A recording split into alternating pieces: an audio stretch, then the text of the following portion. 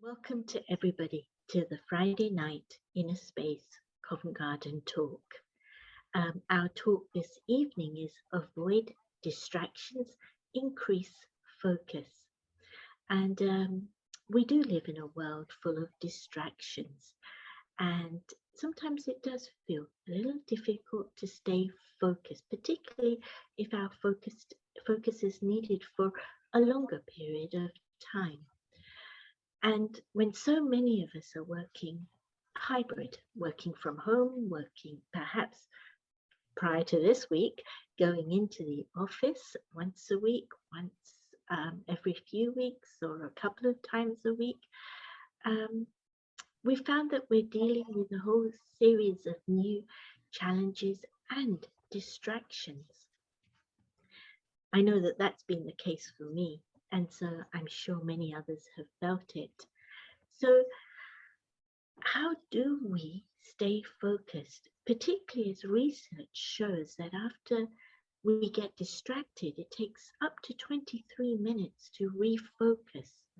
That's quite something, so it's not just that my mind's flitted off, or someone's interrupted me, or the phone's gone and distracted me, but then for a chunk of time after that, I'm not able to bring my mind back and be completely focused. So tonight we've asked Parul Shah. Parul is an IT consultant, but she's also a life coach.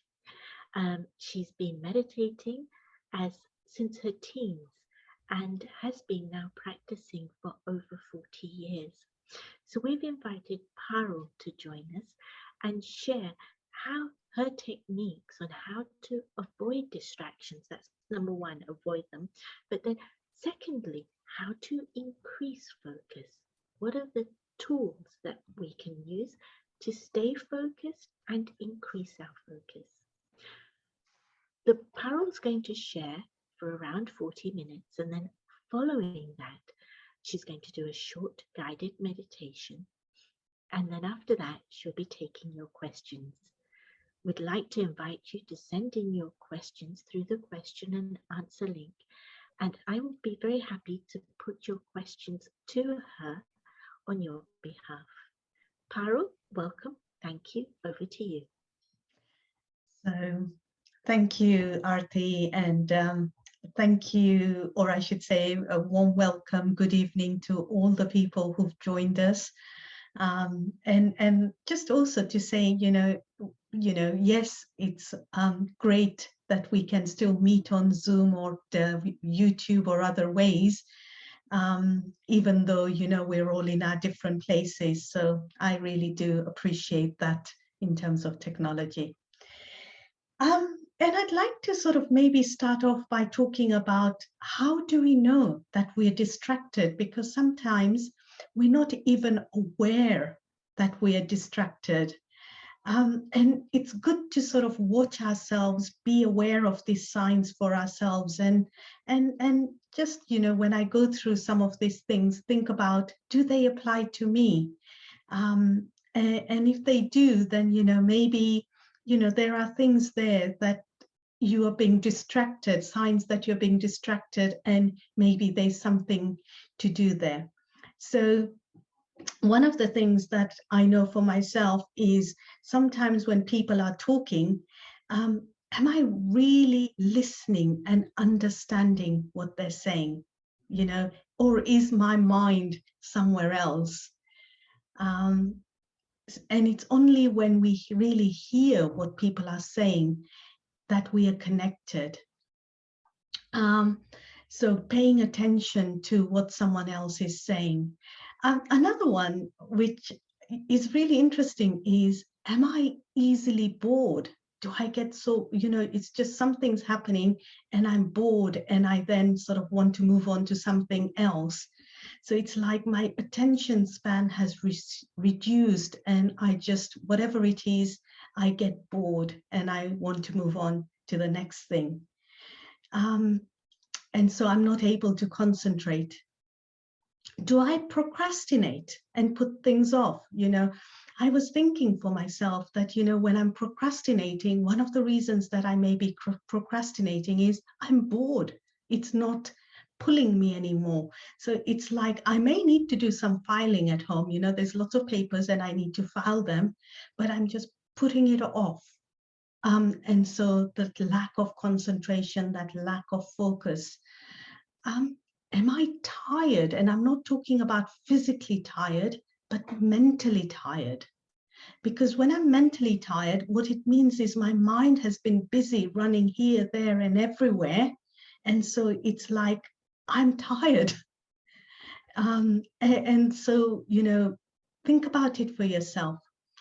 And I really think a really practical thing that you may notice yourself doing, again shows signs of being distracted, is we try and do two things at once. So when I've had some family or friends coming home, and maybe we're just watching something on the television, and I notice that we're watching a film or we're watching something on television, and then every so often they want to look at their phone and see who's messaging them and what's going on social media. And it's like, where is their concentration? When people are eating, are they on their phone as well, or are they watching the telly? So there is no concentration on one activity. And one of the reasons that people are becoming obese or overweight is because whilst they're eating, I think, is they're not focusing on the food they're eating. They're chewing, they're enjoying that, but it's like their mind is distracted to the phone or the television.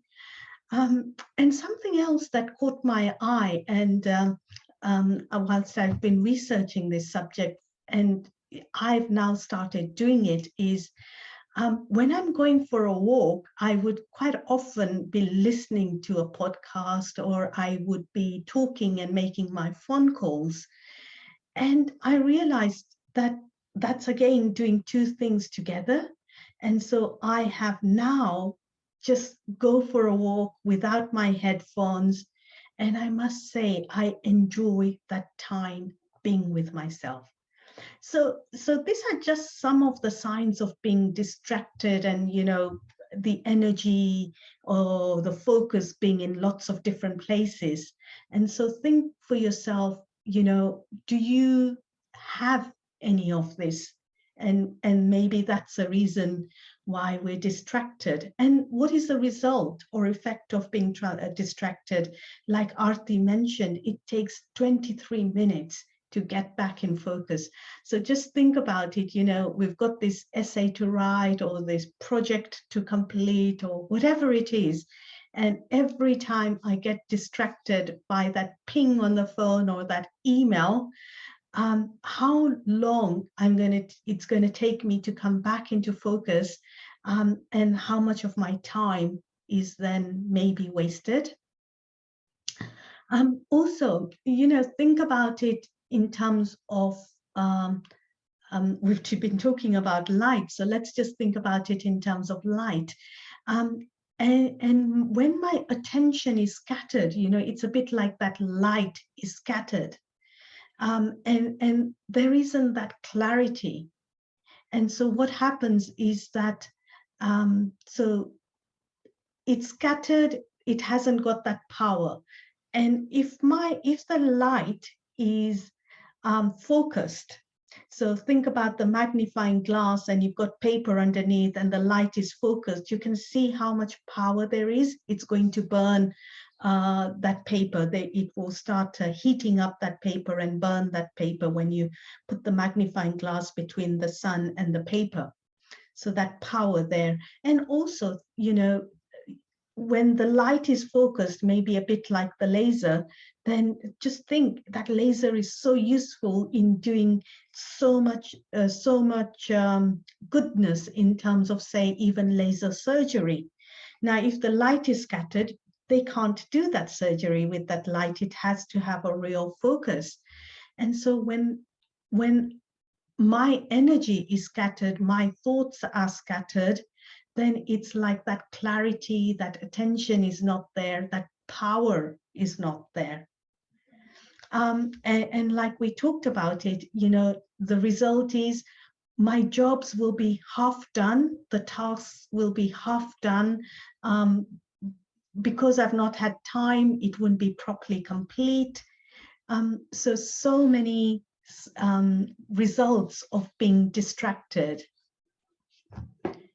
So why am I distracted? Let's just focus a little bit on why I'm distracted before we start to talk about how we get back onto focus. So why am I distracted? I'm going to ask you, when you first wake up in the morning, what do you pick up? And I think that majority, if not all, would pick up their phone and would pick up their phone, switch it on if it's not already on. And maybe it's the phone that's waking you up in the first place anyway. But you will pick up your phone and you will look at any messages, any emails, maybe the latest news. And that's what's going to come. So screen. Then you're going to go and have your breakfast, and maybe whilst you have your breakfast, and again, you'll have something going on the screen. You may go for a jog or a walk or an exercise, and again, you'll be playing something from that phone, whether it's music or anything else. Then you will go to work, and you're going to be spending, maybe, depending on your work, time on the screen. You come home, or even whilst you're traveling, you might have some screen time. And it's interesting, on the tube, I've seen people watching movies all the time. I know in the olden days, before we had our phones, we used to read books. And then, again, in the evening, before you go to bed, screen time, right? So just think about it for yourself. How much time do you spend on the screen? There was someone who did a little exercise for themselves, and what they did was they limited the amount of time they were on a screen. And they did it in two ways. One was they did an experiment where they only allowed themselves 1 hour on the screen every day. And of course, if they were working, that's what they needed to do. But anything on their phone, they were only going to allow themselves 1 hour, whether it was the phone calls they needed to make or the messages they needed to send or receive, but just 1 hour. And let's split it, 20 minutes here, 10 minutes there, but just a maximum of 1 hour. And they noticed, of course, it was an addiction to begin with, and they had to sort of withdraw from that addiction. But they noticed how much their ability to concentrate had increased. So it's like, and then another exercise that someone else did was to spend 1 hour every day. And this is maybe something that we can all try, something that will help us to get from distraction to focus, is 1 hour every day. Let's not look at a screen of any kind. No podcast, no music, no screen, nothing. Let me just do something quite simple, 1 hour every day where I'm free from this. And notice how your attention span increases. I know from what I've just shared that when I go for a walk now, and I enjoy walking, I have stopped listening to anything. I have stopped making those phone calls, and I'm enjoying that company. And maybe for some of you too, you'll have an idea of this in terms of being away from screen time, is, when we go for a shower or we spend time in the bath, that time we don't usually have screens with us, but that is the time that we will have those creative ideas pop into our mind. And so in the same way, when we do things without screen time, it's like we're allowing our mind to be creative. We're allowing the ideas from within to flow. So what is actually making me distracted is I am taking things from outside in. So when I'm talking about in, I'm talking about inside myself, in my psyche, in my mind, in who I am. And so when I'm looking at the screen, when I am listening to someone, when I'm hearing something, when I'm tasting something, all of that is stuff going in. So it's what's from outside in. And just think about it from a, say, maybe even a food perspective. So if you are constantly eating, just taking in, the end result is will have constipation or diarrhea, right? Just constantly eating, we're going to have constipation or diarrhea. And so this is what's happened to us, is we're allowing this external stimuli, whether it's what I see, what I hear, what I touch, what I eat, what I smell, all of these things just constantly going in, and they are constipating or creating diarrhea inside me. Because what I'm not doing is I am not allowing time for digestion. I am not allowing time for reflection. I am not allowing time to just be. So it's like, and when we talk about that outside in, it's like we're not even putting a filter up. Or maybe that filter over time has become one with bigger and bigger holes in it. And so we're not even being aware of what we're taking in. Let me give you an example. I don't know whether you've noticed, and I just, in the past couple of weeks, what I've noticed in the media is there is so much fear that has been created around this latest version of the virus. And all I see and all I hear is how scary, how bad, how much it's spreading around. And what I can sense is in conversations with friends and family is it's creating fear. And so what's happening is I need to be aware of that filter that I am putting in place in terms of what I'm filtering into myself, what I'm saying, no, I don't need to think about that. That's not necessary for me. That's not important for me. But we just keep on taking everything in. And this then creates anxiety, fear, worry. And what happens then is that with that anxiety, worry, I'm not able to focus, because that's what's at the forefront of my mind. And that becomes like that lake. So think about the lake. And when it's a calm day and the lake is completely still, it becomes very clear.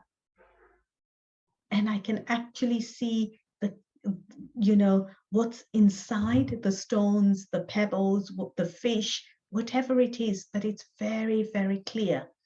But when it's a windy day and there's a bit of a storm around and the water's really, mixing around and a bit like a tornado, then it's like it becomes very dark and I can't see within the lake. The clarity has gone.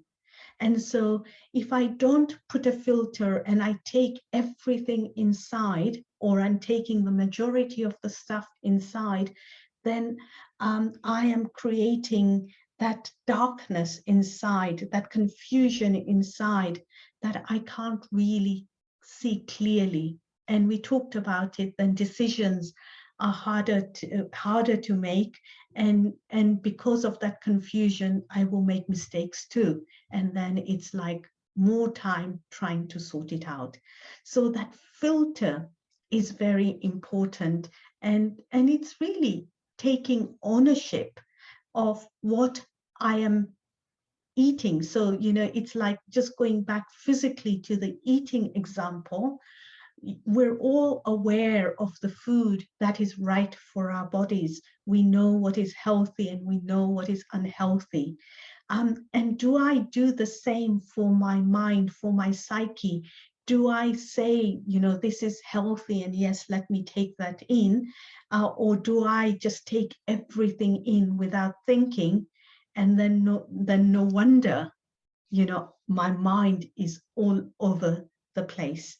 And I like a term that I had learned when I was first studying IT, and they talk about garbage in, garbage out. And so without a filter, if I'm taking all of these things in, then of course, what's going to be coming out of me.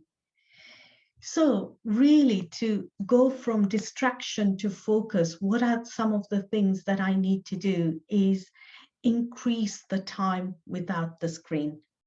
Really see if you can do, and 1 hour, of course, if it's your work time, it's different, but 1 hour, give yourself that time when you don't have a screen in front of you. When you're eating, eat without the television, eat without the phone.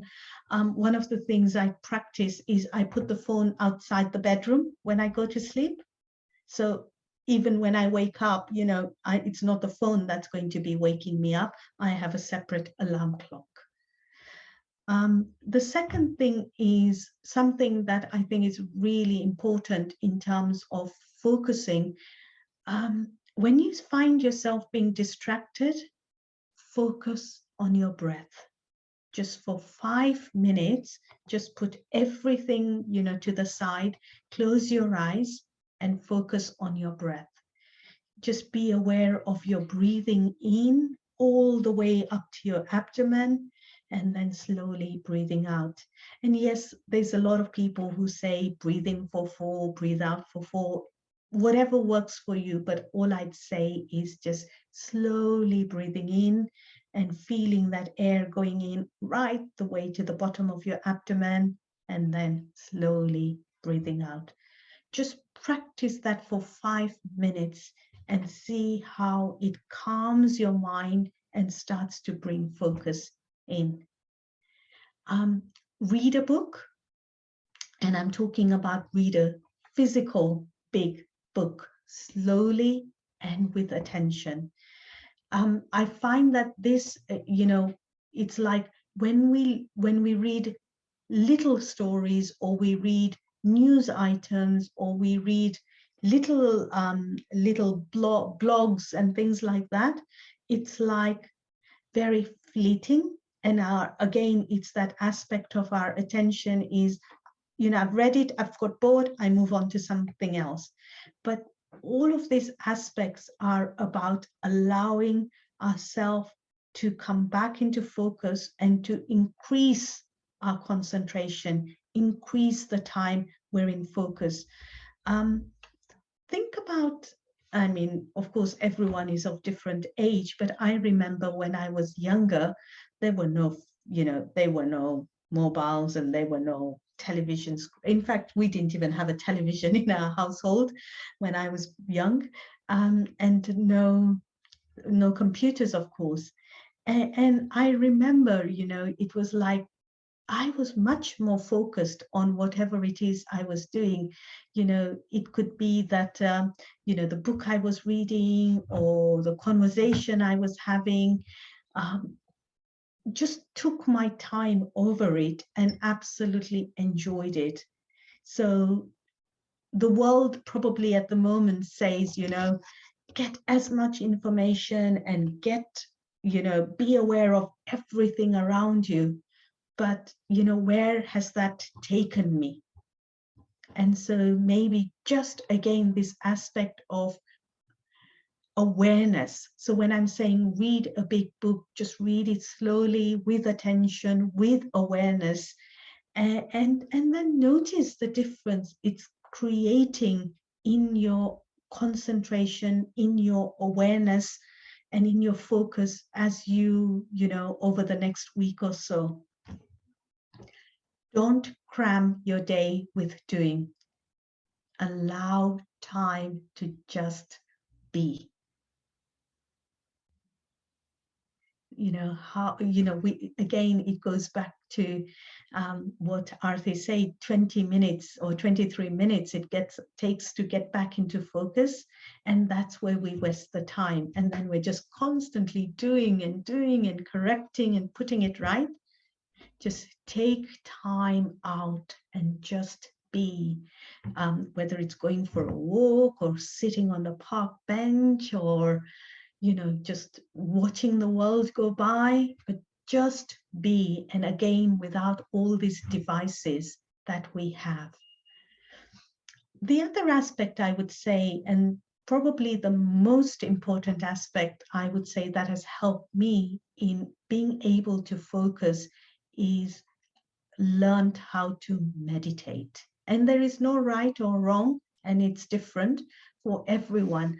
But I would really suggest for you to learn how to meditate. What we offer, and you can check out the Inner Space website, and I'm sure they'll have courses again starting in the new year, is what the meditation course offers is it offers an understanding of how my mind works. So I am, it's a bit like what we talked about earlier, is my mind is going here and my mind is going there, and what I'm seeing here and what that person is saying there and what's happening there. And it's like I have stopped being the master of my mind.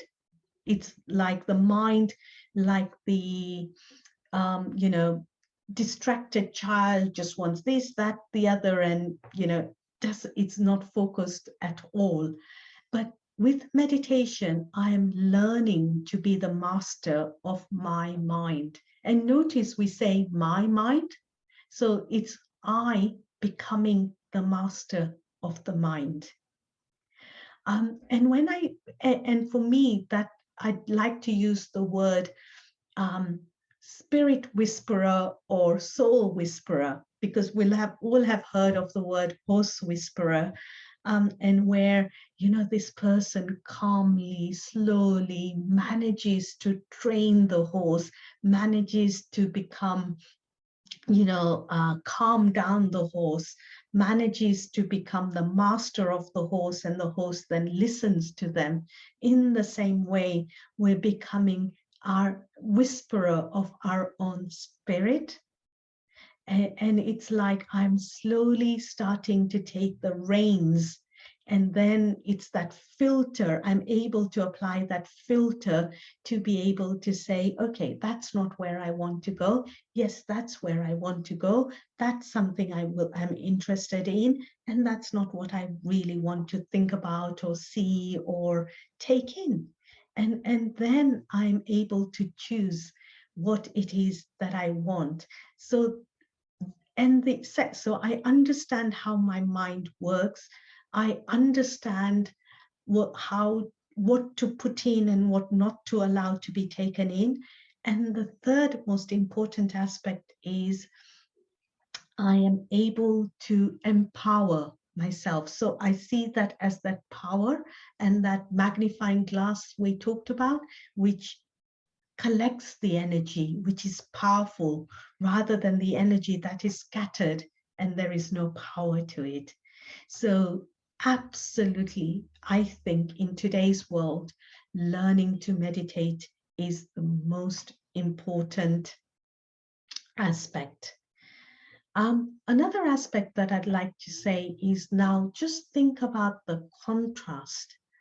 When someone is calm, when someone is focused, when someone is, maybe I'd use the word still, and there's a situation that comes in front of them, how would they respond? And maybe you look at yourself when you're still, when you're calm, how will you respond? And when your energy is scattered and you're all over the place, and and something's happening, you're just going to be even more all over the place. Why is this happening? And how is this happening? And who did that? And how did they do that? And why did it happen? Whilst when you are in that focused and attentive way, you're still, you're calm. And then whatever the situation that comes to us, and we are living in a world where more and more things are, in a sense, becoming fragile. Um, whether it's the weather, whether it's the economic situation, whether it's the political situation, whether it's, even within family and friends, and how, tempers and irritation and all of that is all becoming, people's nature is becoming fragile.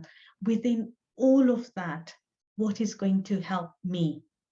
And if I join them in becoming distracted, then it's not going to help any of us. But for me to stay calm, for me to stay centered, for me to stay focused is what is going to help me. And so if I were to reiterate some of the ways that I can harness and stay focused, harness my concentration, my attention, and stay focused, is key is the meditation, because that understanding gives me the understanding of who I am. It gives me the power to be able to choose what I want. And so I become that spirit whisperer, and I am the master of myself. And when I do that, there are so many benefits to that, because I start to get to know myself, and I'm able to stay centered. And I'm able to apply those filters. So that for me is the key. Then other things that have helped me over time is focusing on my breath. So, something's happened and I'm not able to focus, I'm not able to still my mind, then concentrate on my breath and just do that for 5 minutes. And the other things which I've talked about is, maybe an hour a day away from the screen, reading a book,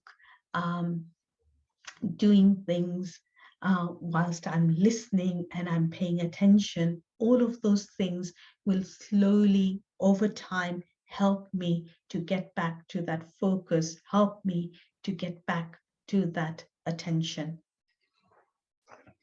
And so just maybe look at your life and see, evaluate for yourself some of the things that you feel will help you and make a difference in your life. Because ultimately, absolutely ultimately, is how much do you want it? And you will only do it if you really want it. Otherwise, it's lovely words, and yes, it's a really nice idea, but I really need to want it. I really need to have that. And I'd say, it's once you've tasted it, once you've tasted that silence. Actually, that reminds me, silence is another one that takes me from distraction to focus and allows me to increase that attention and, yeah, absolutely increase it. And that silence is where actually I'm physically not sort of going to talk for half a day. Now, of course, everyone is different and in your timetable. And I do this every so often. And I'm sure you've heard it about Buddhist monks or retreats that they have for certain spiritual organizations, where they sort of talk about, a couple of days of silence or a week of silence. And can you imagine, no phones, no screens, not talking to anyone. Someone was telling me that they'd been to this particular retreat where all they had to do was, they were all sitting in a room, but they were all facing the wall. So each one was facing the wall and they were looking at the blank wall. Someone had asked, can I just bring a poster and paste it there? And they said, no, it's just a blank wall. And maybe you can't do it for, you know, a day, a week, half a day, but try it for an hour and just look at a blank wall for 1 hour. And it's that silence, inner silence. It's like I am not taking things from outside anymore. And slowly, slowly, I will be starting to look what's going on inside. And it's those moments now when I'm going inside that I'm getting to know myself. And in that getting to know myself, it's like that aspect of me starts growing. And that's where that attention, that focus, that power comes from. So yes, I will add silence, and maybe it's not even silence and staring at a wall, but just say to yourself one Saturday or Sunday morning and saying, for the next 4 hours, I'm not going to say anything. So no phone calls, no watching at the screen, no nothing, but just some time with myself, because we've forgotten that the seed, the essence, is who we are. It's that spirit. And it's like everything that we do at the moment takes us away from it, you know, these distractions, because it's what I see, what I hear. And it's within, when I change that eyes to look outside and I change them to look inside, that's where that focus comes in. That's where that attention comes in. And so maybe what we should do is we should do a little bit of meditation and just allow ourselves to get a taste of what it means to just become silent, make the mind still, and then notice my concentration, notice where my attention is. And of course, it's not going to change in 5 minutes, but do it regularly and see the difference that it makes to you. So maybe let's start off with some breathing and just becoming aware of our breath. So I'd say maybe close your eyes. And if you want to keep them open, maybe look at that picture behind me. It's just a picture of a point of energy. And take a deep breath in and watch that breath go all the way to your abdomen, your belly, and then slowly and gently release it. And just focus on the breath, nothing else. Breathe in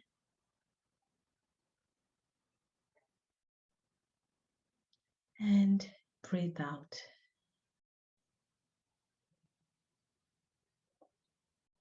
Breathe in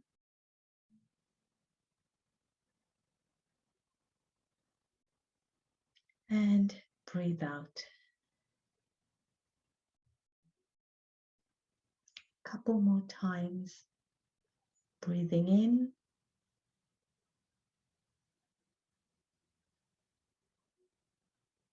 and breathing out. Last time, breathing in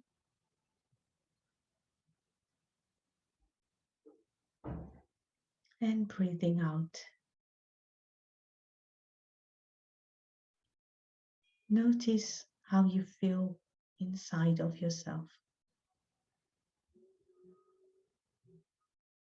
Notice if your mind has become stiller.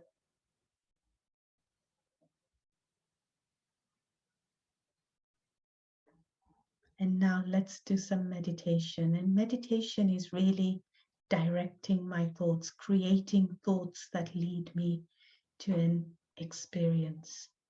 And it's creating rather than someone else feeding it to me. So all I'd say is just, give you some guided thoughts, and maybe you can repeat them for yourself.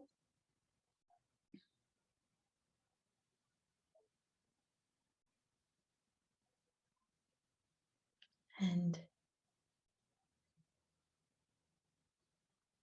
become aware that you're not just this physical body, but there is an energy within you. And this energy, like the light we were talking about earlier, is who you are.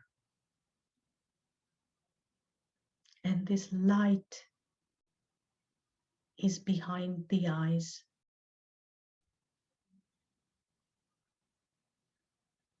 And just see this light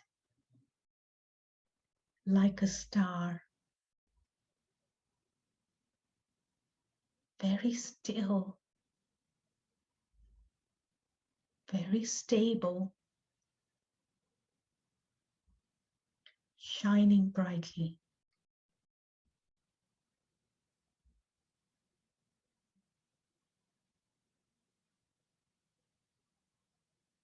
Radiating, sparkling light. Just hold on to that idea and let your concentration, attention be on keeping that light bright and sparkling. If you find your thoughts go anywhere else, gently bring them back to this light that you are.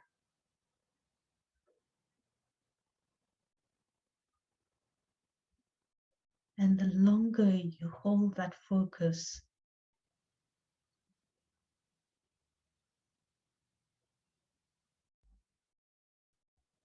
the more you will start to feel the peace that is emanating from that light, the stillness, the silence.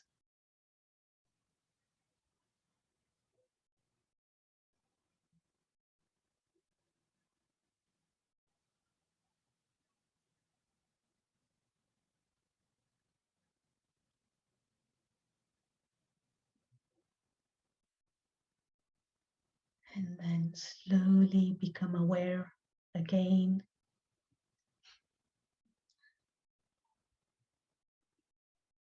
of maybe the chair you're sitting on, the room that you're in, but notice that stillness within.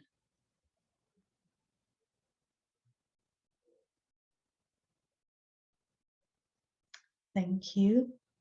And I hope there's a few ideas that you'll take today and maybe practice and note the focus and attention it brings to you. Thank you very much.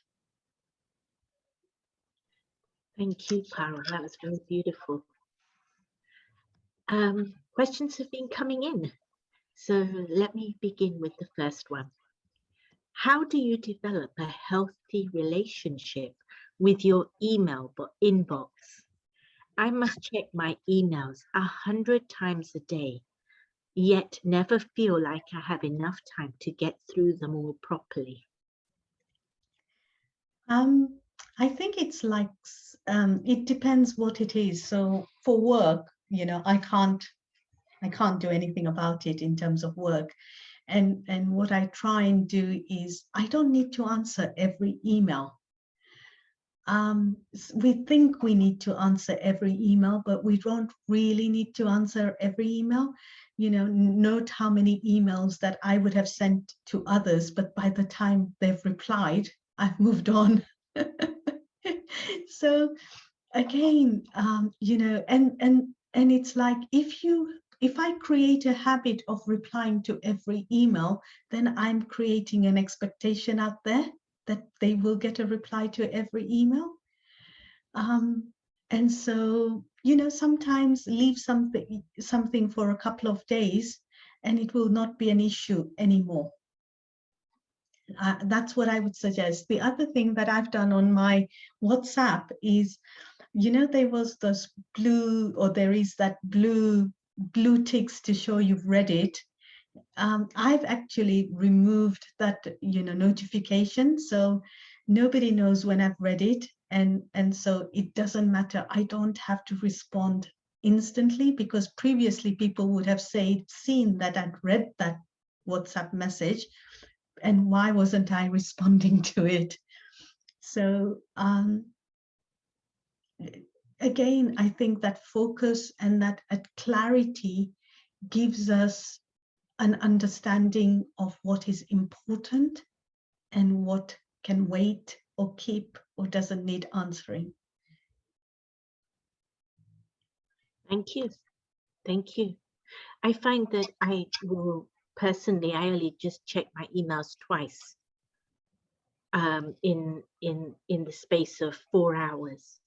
That way, if I can respond to what I need to, I do, and that allows me to get on with what I need to do. So I absolutely agree with you. Find a way of managing so you don't feel you need to respond instantly.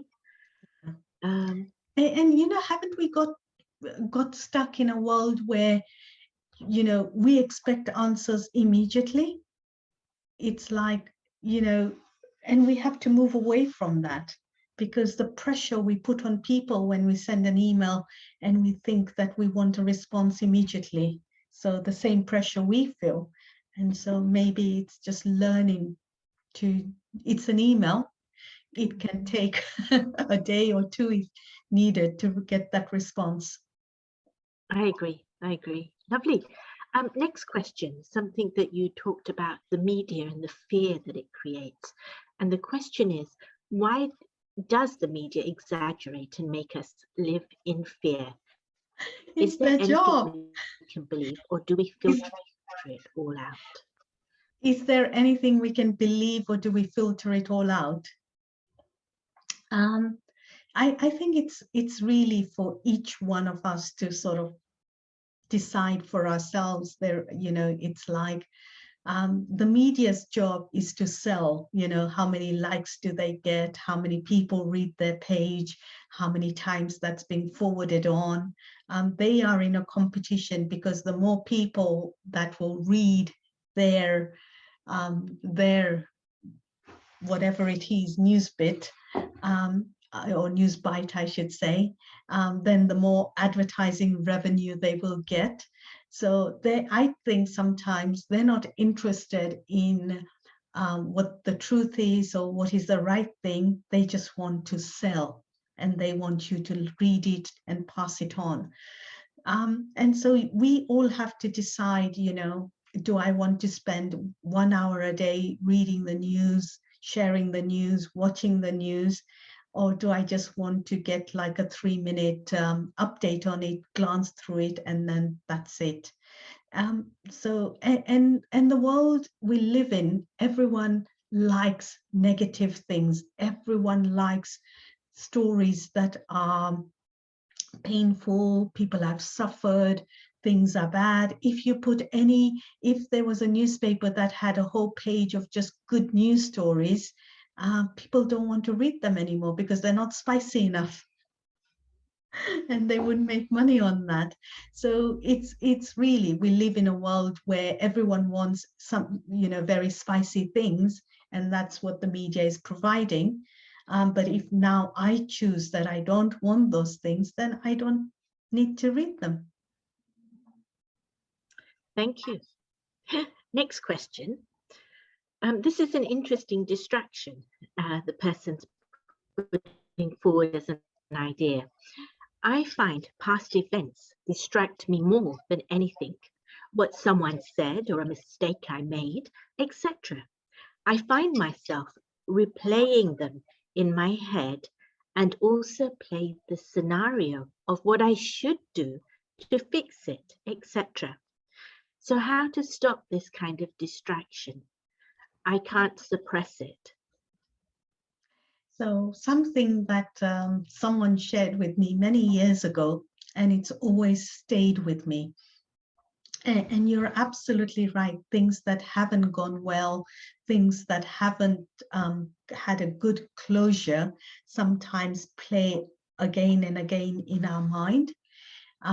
And the best way that, one of the ways that person suggested to me, and it's really helped me, is asking myself the question, how can I do differently next time? So I can't change the past. If I've hurt someone, if I've done something that's been a mistake or an error, I can't change it, it's done. But what can I do differently next time? And together with that, one of the things that I've also liked is, just whether it's my fault or not, the moment I have said sorry to someone or apologized, realistically, not just for the sake of it, but with feeling, that thing has then stopped biting my conscious within. So it's like just accept, it's like the other day someone was telling me, oh, but you should have done it that way, and you should have done it the other way, and you should have done this. And rather than fight it, and rather than feel upset and hurt about it, and then it would constantly, I'd be remembering it in my mind saying, they're just like this or they're just like that. It's just, I said, okay, yes, I'll do that next time. And it was like putting a full stop. So find a way to put a full stop to that continuous thinking about the past. And whether it's saying sorry or whether it's asking yourself, how can I do differently next time? Find a way to put a full stop. Hope that helps. Thank you. I'm just wondering, to bounce off this question, what if you keep making the same mistake, even though you've looked at different methods, but you still allow, I guess I'm going to use the word, you allow yourself to make that mistake? And I think it's going back to maybe something we covered in the talk, is to do with how much do I want to change? How much do I want to make a different outcome? So it's like, what is my will in terms of getting a new outcome? And it's a bit like, let me talk about it in a very practical way. And if you're driving, and I'm in London, say, excuse me, just give me a second.